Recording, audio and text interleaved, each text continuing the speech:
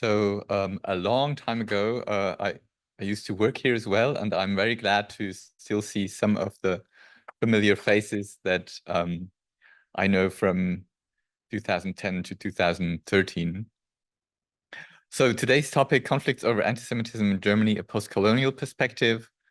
This was basically thrust upon me through the developments of the past 2 or 3 years, where post-colonial studies were always brought into communion with anti-Semitism. So this is a brief overview of what I'm going to tell you.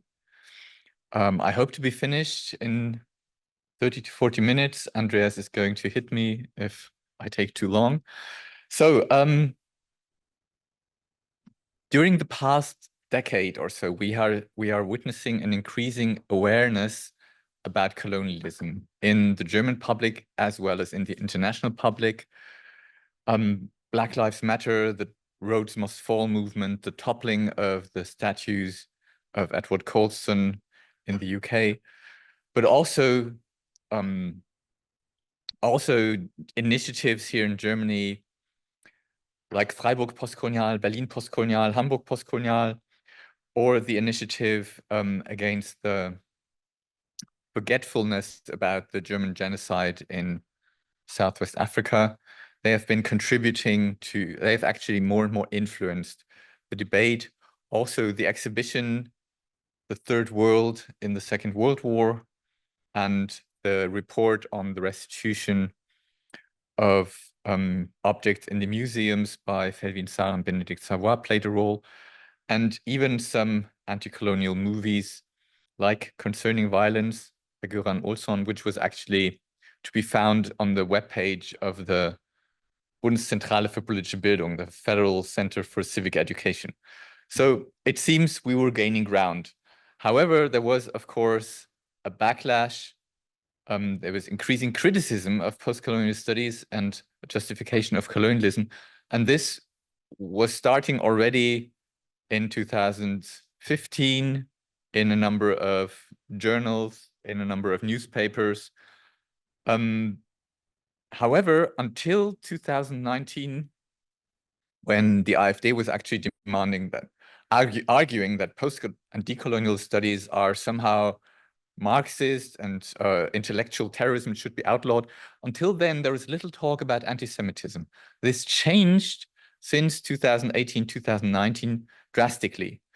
And if up until then, one could say it was basically the right wing defending colonialism and the superiority of European cultures and societies.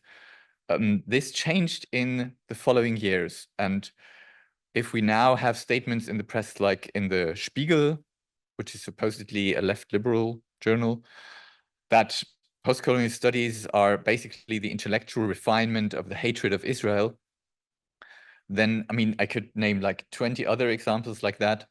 Then we see that post-colonial studies is nowadays closely associated with anti-Semitism, and that it is not only the right wing accusing post-colonial studies, but also liberals and even leftists defending Israel, rejecting anti-Semitism, and the questioning of the singularity of the Holocaust. And in this context, accusing post-colonial studies of anti-Semitism. So in the following, I will briefly outline some of the debates that took place since then. So the first one was, in fact, concerning the director of the Jewish Museum in Berlin, Peter Schäfer, who was pushed to step back because he had retweeted an article on Jewish scientists rejecting the German parliament's resolution on BDS, on the movement Boycott, Divestment, Sanctions, which has in fact come to life as a non-violent alternative to the armed struggle of the Palestinians in the wake of the UN anti-racist conference in Durban in the early 2000s. So this BDS movement, if you're not familiar with it, basically has three core demands. One is that the occupation of the territories after 1967 should be terminated. Second, that Palestinian citizens of Israel should have full equal citizenship rights. And the third one is that the refugees who had been displaced from Israel should have a right to return. So none of these demands is actually in violation of UN law or of international law, but very much in accordance with them. Still, nevertheless, German Parliament in 2019 passed a resolution which sees the BDS movement as a threat to Israel and as anti-Semitic. So, and after Peter Schäfer then retweeted this article where Jewish scientists actually said, well, the BDS movement is not anti-Semitic, and what the German parliament has said is actually very strange, to say the least. He had to step back after increasing pressure by the Zentralrat der Juden, the Central Council of Jews in Germany. The second episode, which was very remarkable, was the cultural festival Ruhr Triennale, where Achille Mbembe had been invited, a prominent post-colonial author, to give a speech, a lecture. And he was then also accused of anti-Semitism, and he was identified as a supporter for BDS, as someone who questioned Israel's right to exist, who relativized the Holocaust and put Jews and Nazis on an equal footing. So this was promoted by prominent politicians and by the Commissioner for Anti-Semitism, Felix Klein, the Commissioner of Anti-Semitism of the German government. So actually, a closer look revealed that Mbembe was actually not a member of BDS and had only on one occasion actually promoted or signed a petition against the boycott of a university which was on occupied territory. So not in Israel itself, but in the occupied territories. And looking at his writings, he had explicitly emphatically affirmed Israel's right to exist in peace. And he had also pointed out commonalities, but also differences between the apartheid regime in South Africa and National Socialist Germany. On another occasion, he also had called the Israeli occupation apartheid. So, but this was then seen by the critics, okay, so he has equated Israel and apartheid South Africa, and on the other hand, he has also equated apartheid South Africa and Nazi Germany. So basically, for him, Jews are the new Nazis. So despite Mbembe vehemently rejecting these conclusions, and he was then still called out as an anti-Semitic proponent of the enemies of Israel. And finally, the Ruhr Triennale was cancelled. Officially, because of COVID.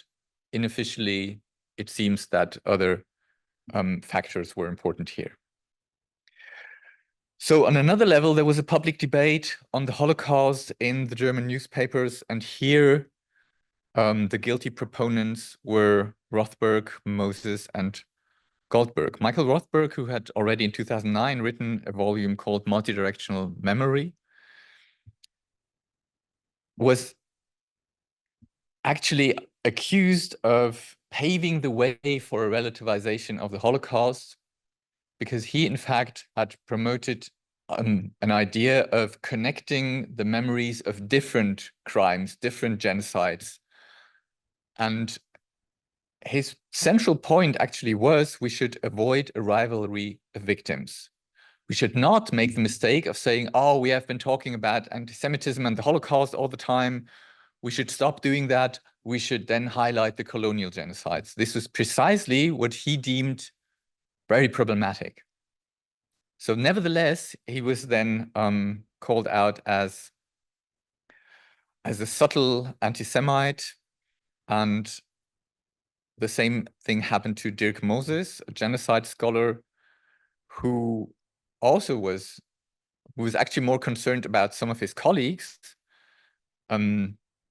And he was concerned because the colleagues of his, namely Jürgen Zimmerer and some others, were in fact examining, investigating the parallels, but also the differences between the Holocaust and the colonial genocides. Now, and after he saw how they had been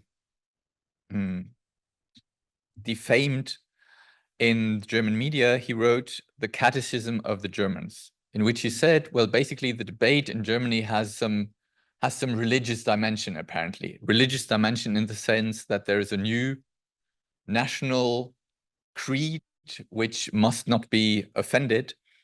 And this national creed would then cling to the singularity of the Holocaust, and that Israel as a reason of state has to be defended, that the memory of the Holocaust is the foundation of the state of Germany, that anti-Semitism is very different from racism, it's not the same, and that anti-Zionism is anti-Semitism. So again, Dirk Moses was then openly called anti-Semitic, and he was accused of belittling National Socialism while questioning Israel's right to exist. The third prominent scholar, actually a Jewish Israeli Holocaust historian, was Amos Goldberg, who was also accused of anti-Semitism, because he in fact had published in German media articles where he openly said, yes, of course, Zionism was settler colonialism, and the Holocaust and the colonialism were, in his view, competing narratives. So one side of the supporters of Israel would then see the Holocaust as the central historical narrative constituting modernity, while for others, colonialism, European colonialism, would be the constitutive element of modernity.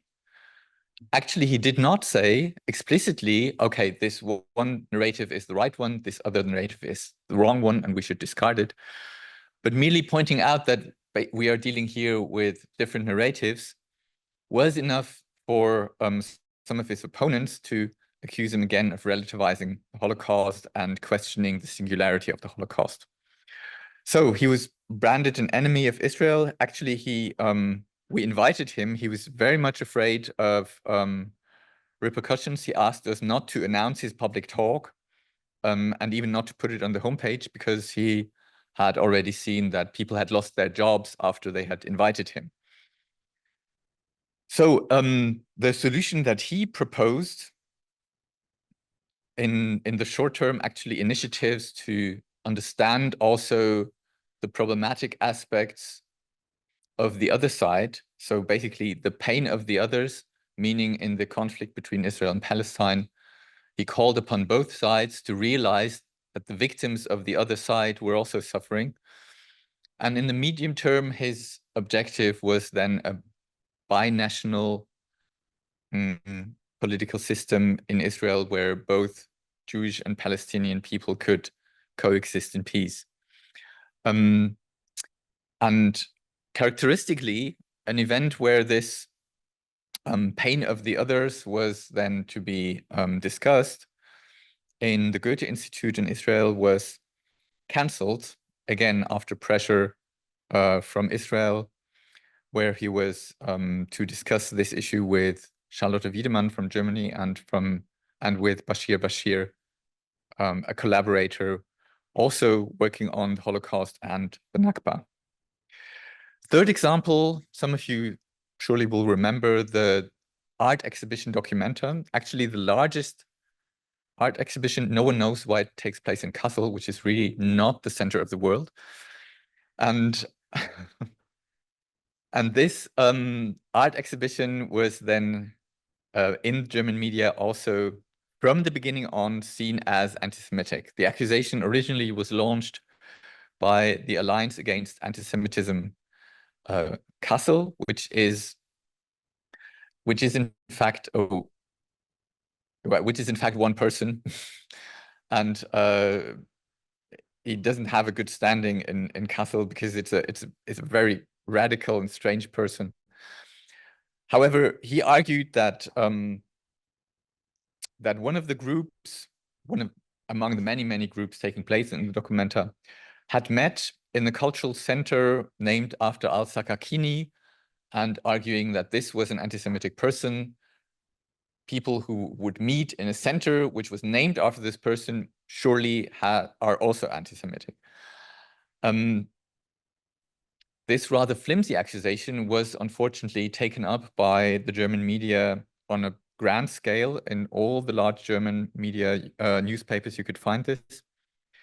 And this was already before the documenta had actually started. When it actually started, there was, in fact, the real scandal, because the huge banner, People's Justice, which was shown in the middle of Kassel, undoubtedly shows anti-Semitic stereotypes. So you have an Orthodox Jew with vampire teeth sucking the blood of his victims, who even had SS runes on his forehead or on his hat. I can't remember. So, okay, this is just one figure in this picture where a 3-digit number of figures appear. However, I have not met anyone who would doubt that this is clearly anti-Semitic. And consequently, the banner was removed after a short debate. However, what is striking, well, no, I'll come to that later. So other accusations of anti-Semitism in the context of documenta were launched against a series of artworks by al-Hawajri under the title Guernica Gaza. Guernica referring to a Spanish village which had been bombarded by the German Wehrmacht in 1937, I think, in the context of the Spanish Civil War. So, and this Guernica Gaza pictures actually then, according to the critics, also equalized the Jews with the Nazis. So while the author of the works of art claimed that basically here he wanted to alert the public to the bombardments that Gaza was suffering, and chose then the parallel to the famous painting of Guernica.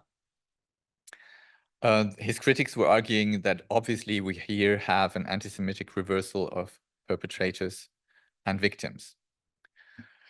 So, and this was even in 2022. Then in 2023, things got much worse even after the Hamas attack of October 7 and after the justification of the massacre, especially in social media, by some people with a Palestinian or a post-colonial, decolonial background.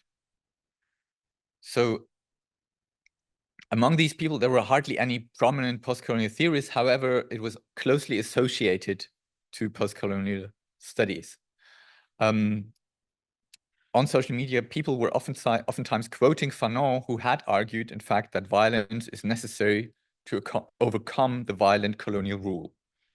And these citations of Fanon were then enough for the opponents to say, oh, look, obviously post-colonial studies are anti-Semitic, we've told you all along.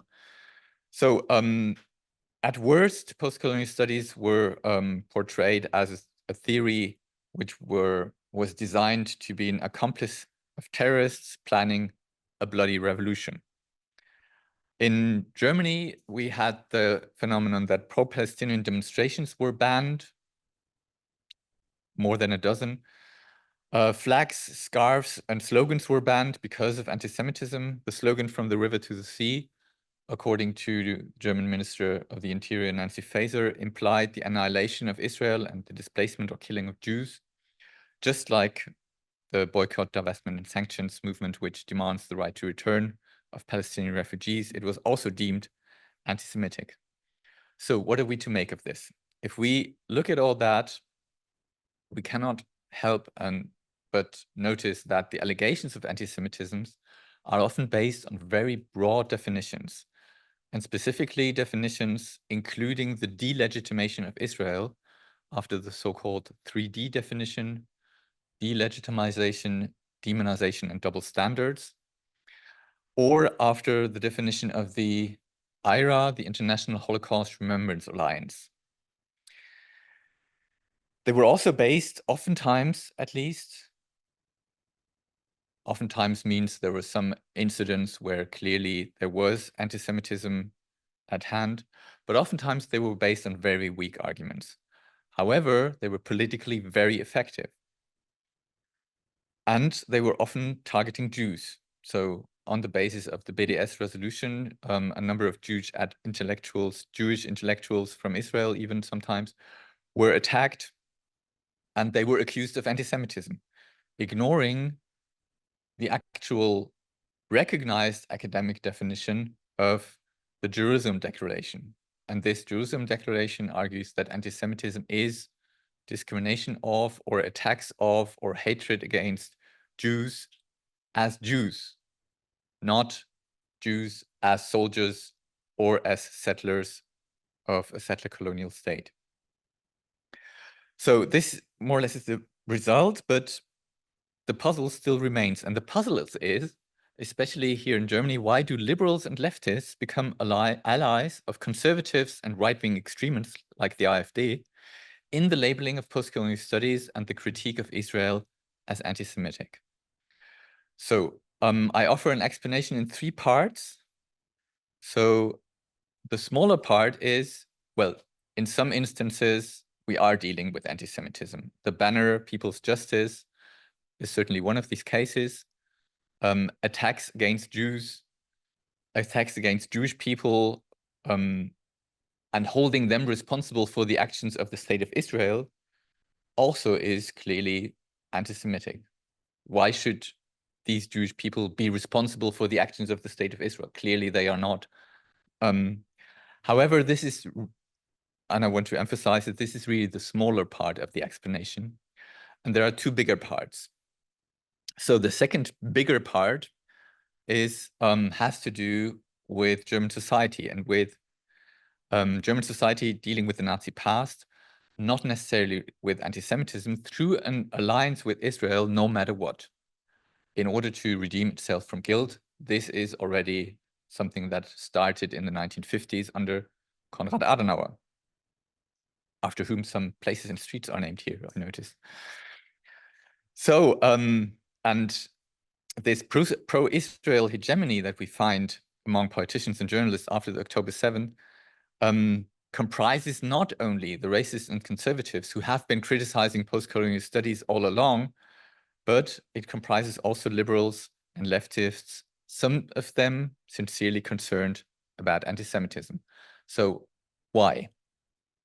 So my argument would be that anti-Semitism in Germany had always been downplayed by the political right. And the recognition of Nazi crimes and the singularity of the Holocaust had to be fought for by the left and the liberals in a number of battles against the right. And these liberals and leftists have been socialized in this background. So to make this a little bit more concrete, we have here a number of events, especially in the 80s and 90s, which have been very significant for what I have called a progressive social ontology, that Germany is a post-fascist and post-national socialist society.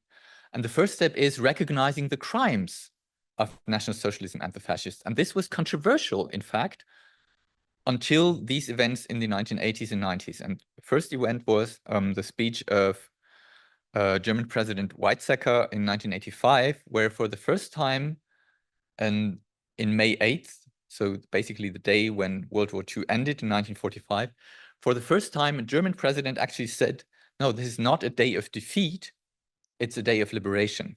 Until then, the hegemonic narrative was, we have been defeated. And he said, no, actually, we have been liberated from the Nazis.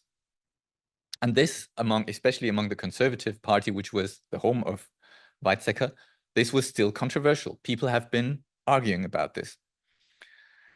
A second debate also in the 1980s was the so-called Historikerstreit, the historians' battle, where people from the right had been, in fact, questioning the singularity of the Holocaust with the argument, well, actually, the Holocaust was only a reaction to the far worse crimes of the Soviet Union under Stalin. And to this, some leftist intellectuals, actually few, but some, most prominent Jürgen Habermas, stood up and denounced this new historical narrative of, oh, after all, the Holocaust wasn't the worst crime in history. It was merely a reaction to the crimes of the communists. And here, this singularity of the Holocaust was then promoted since then as a hallmark from the left. Third event I would like to mention is the exhibition, The Crimes of the Wehrmacht. The Wehrmacht being the German army under National Socialism. And this exhibition was shown in the mid-1990s.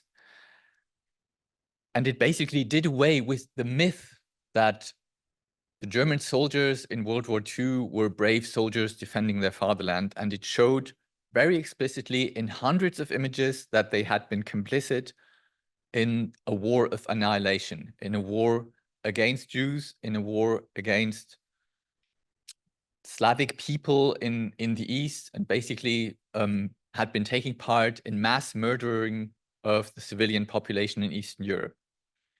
And this was also extremely controversial. And in every single German city where this exhibition took place, there were protests from the right, arguing, like here, that this exhibition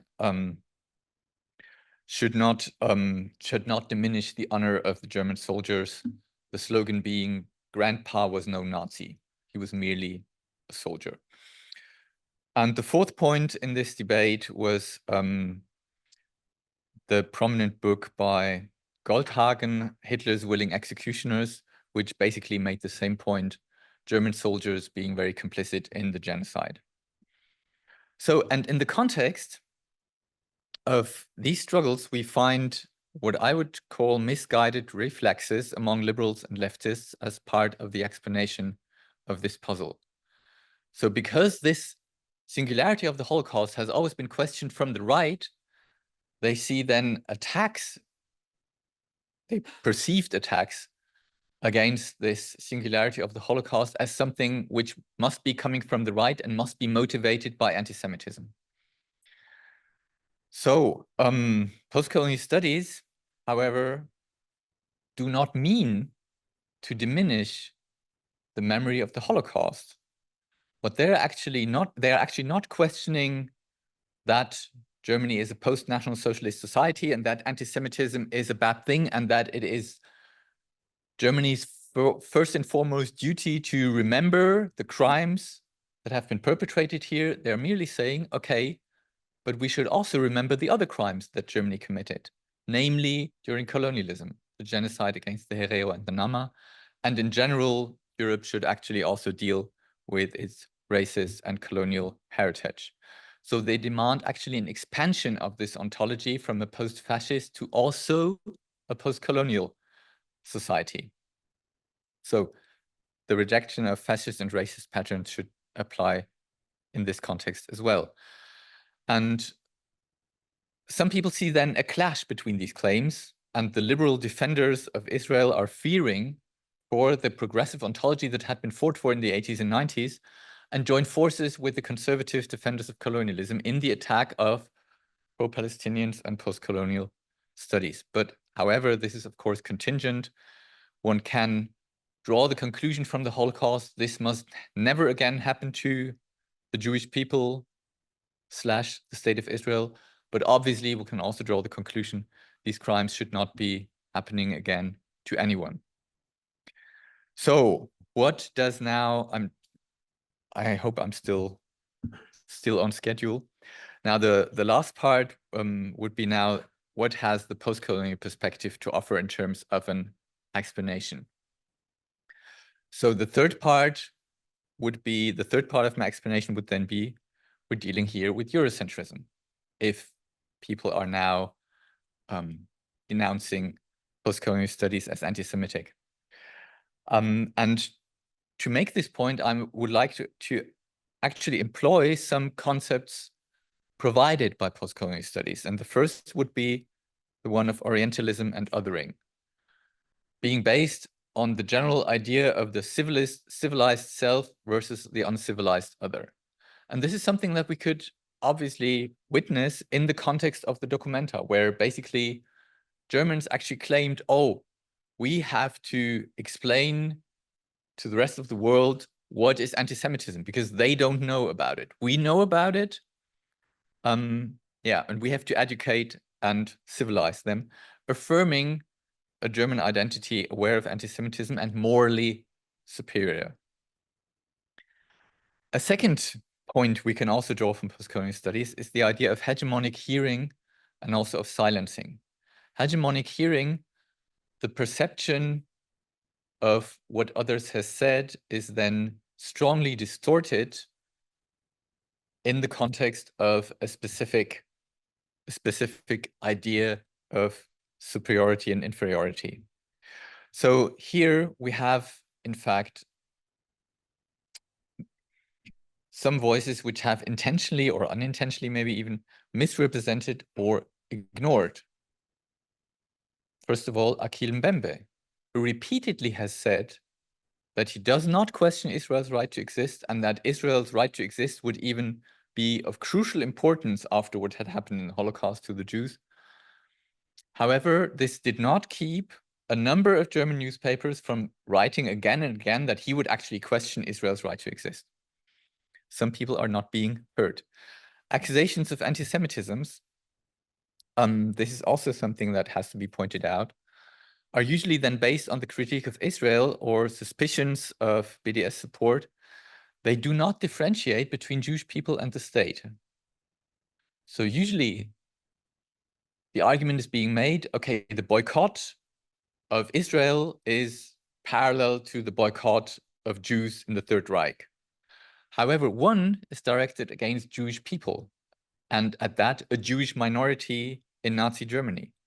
The other is directed not against a specific people, but against a state, which is already something different. And a state which is not an oppressed minority in Nazi Germany.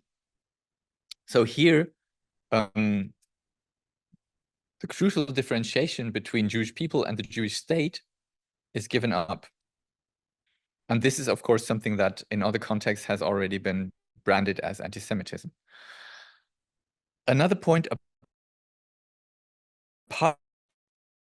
apartheid and settler colonialism engaging in demonization and delegitimization of the Jewish state, and thus as anti-Semitic. This is a highly problematic definition, because if we look closely,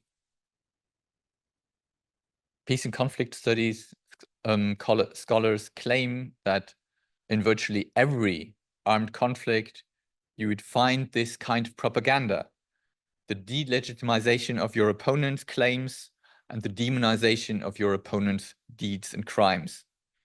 However, if it occurs then in the conflict between Israel and Palestine, it is supposed to be anti-Semitic. So, oh yeah, and maybe one should also say that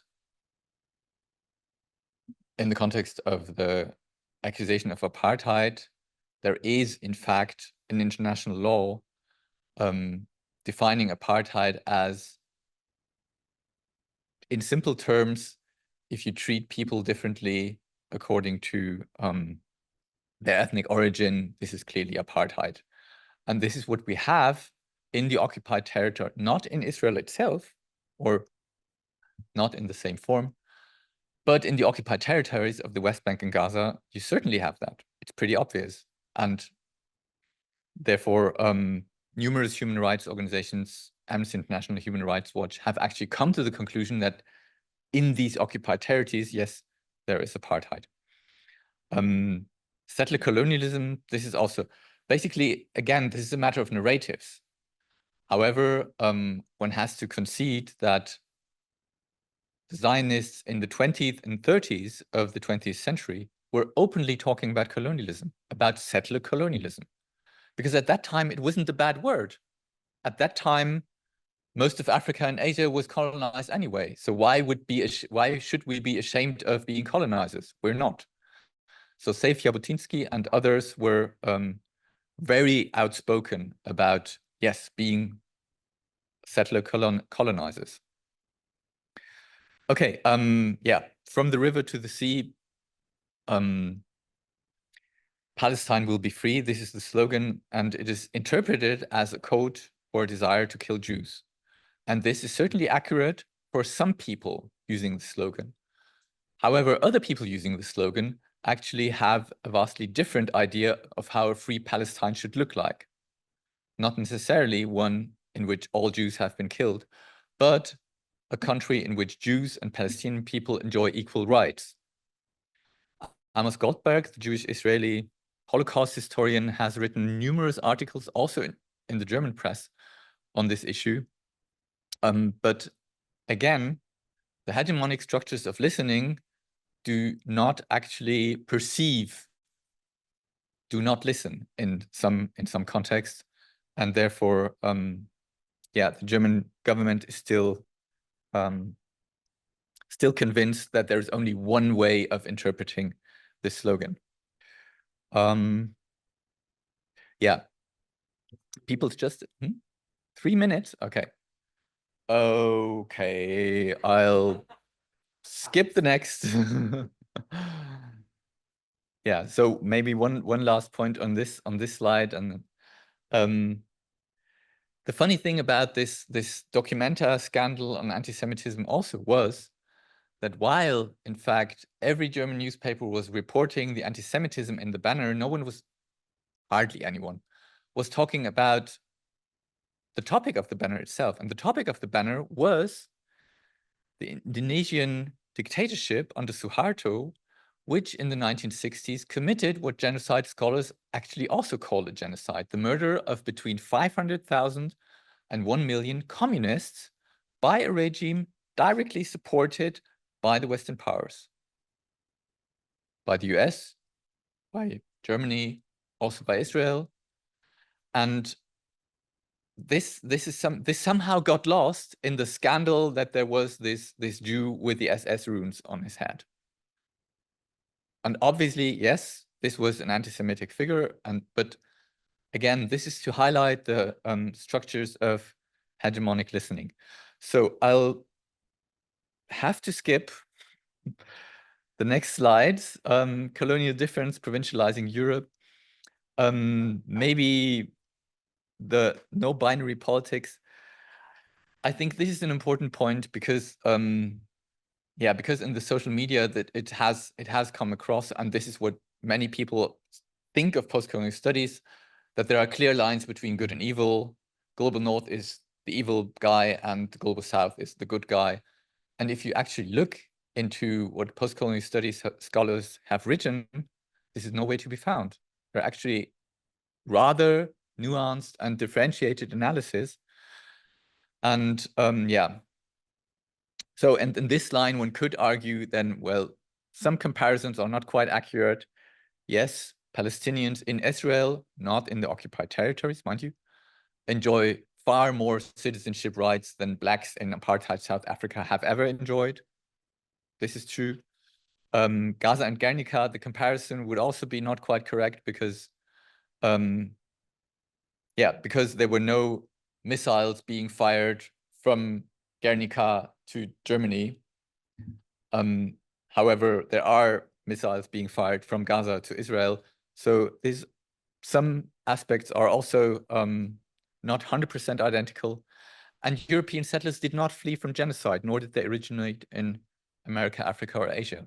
So even if we are talking about settler colonialism in the context of Israel, we have to be very careful that it is not quite the same as European colonialism in Latin America, and that there are these features. And just like Said has said, that the historical claim of Jewish people to this land is not entirely absurd. But obviously, the claims of the Palestinians to this land are also not entirely absurd, far from it. And so what is absurd is then to take one of these claims and say, oh yeah, but this land has been given to us by God, and therefore it belongs to us and the others should go away. So, yeah, so, and I'll also have to at least mention that basically what we are witnessing since October 7 is described in my terms most plausibly as the analogy to a colonial punishment expedition. So the excessive violence of the Gaza war, which is legitimized by the necessity to defend Israel against the attack of Hamas, is clearly out of proportion. 40,000 victims. And this reminds, at least some post-colonial scholars like me, of these punitive expeditions that we know from colonialism. That basically the idea was, if they dare to raise a hand against the white colonizers, they are punished with excessive brutality, not only with violence, but with excessive brutality. If they kill some of ours, we will kill 20 times their number, to teach them their place. And this is, to my mind, a plausible explanation of what is happening here. If we're looking at the German genocide in German Southwest Africa, it also took place after there was an insurrection against colonial rule and after about 100 settlers had been killed. And this is when actually the German colonial troops said, okay, now we not only have to throw down this insurrection, but we have to teach them that if they dare to kill one of us, we'll kill a multiplied number of their people. Okay, but how do we now get out of this? And here, I think Michael Rothberg is extremely important and valuable in his idea of multidirectional memory, that we must not engage in a rivalry of victims. We must not play the game of, oh, actually, we've been talking about the Holocaust long enough. We've been talking about anti-Semitism long enough. This should now be removed from the curricula. Instead, we should be teaching about the colonial crimes of Europe. Why should we not do both? We have to. And what we also could do is productively actually see what are the interconnections between these. And in his book on multidirectional memory, he has, Rothberg has pointed out a number of these. And he said the first in France to protest the torture and the gruesome tactics which were used by the French troops in Algeria, in the colonial war against Algeria, were those who had actually survived imprisonment by the Nazis. And they remembered what had been done to them. And they said, actually, this reminds us of what the Germans have been doing to us, what we are doing to the Algerians. And this does not mean this is the same. Obviously, there has been no Holocaust taking place in Algeria, but these interconnections between different kinds of crimes are a tremendously useful resource to engender solidarity between the victims, even if the victims have a different skin color and are actually supposed to be uncivilized barbarians. So, and the linkage now here, in this linkage of the two narratives, of the Holocaust narrative and the post-colonial narrative, I think is crucial, because obviously we have to do justice to both types of victims without denigrating them or elevating them. So we have to get rid of this hierarchy of victims. And this is precisely what was being defended in the German public, that some crimes have been worse than others, that some genocides have been worse than others, and that it is somehow anti-Semitic to say, well, we have to talk about all the crimes. So a dialogue and the connection between the different experiences of violence would be necessary, with the objective of also understanding pain of the others. And this is now my last slide, a specifically German perspective, because I know that people in Germany say, okay, maybe what you say is true, but for us Germans, it must not be true, because we have a specific responsibility in the wake of the Holocaust. And to this, Amira Hass, so actually a daughter of Holocaust victims, has replied in the Israeli newspaper Haaretz, "You Germans have long since betrayed the responsibility arising from the Holocaust, that is, from the murder of my parents' families, among others, and the suffering of the survivors. You betrayed it by your unreserved support for an Israel that occupies, colonizes, deprives people of water, steals land, imprisons 2 million Gazans in a crowded cage, demolishes homes, expels entire communities from their homes, and encourages settler violence. And she has written all that before the war in Gaza actually started. And since then, German arms exports to Israel have increased by a factor of 10. So with this, I would like to close and thank you for your attention.